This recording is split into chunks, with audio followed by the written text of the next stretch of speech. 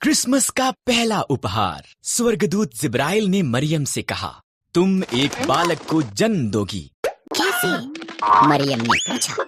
मेरा तो विवाह नहीं हुआ है। परमेश्वर का पवित्र आत्मा तुम पर आएगा, बालक परमेश्वर का पुत्र होगा।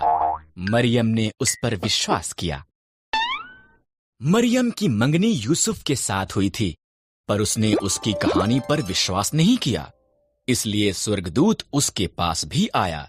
मरियम झूठ नहीं बोल रही है, उसका बालक परमेश्वर का पुत्र होगा, तुम उसका नाम यीशु रखना।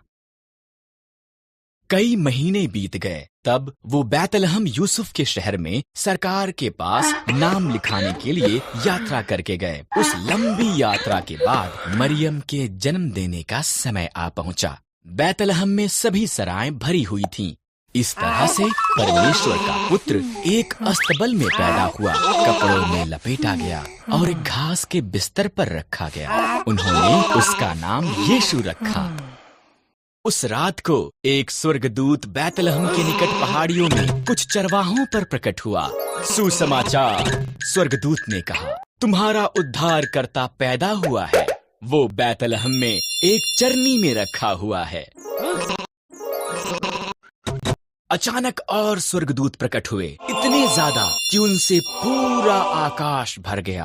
आकाश में परमेश्वर की महिमा। उन सब ने गीत गाया, पृथ्वी पर उन मनुष्यों में जिनसे वो प्रसन्न हैं शांति हो। जब स्वर्गदूत चले गए, चरवाहे जल्दी से बैतलहम के लिए निकले। उन्होंने बालक, उनके उद्धारकर्ता को एक घास के बिस्तर पर लेटा देखा। ये ऐसा ही था जैसा कि स्वर्गदूत ने उनसे कहा था। चरवाहों के यीशु को देखने के बाद वो शहर में से होकर गए। वो बहुत उत्साहित थे। उन्होंने जो हुआ था वो सबको बताया और उन्होंने परमेश्वर की उस सब के लिए जो उसने किया था प्रशंसा की।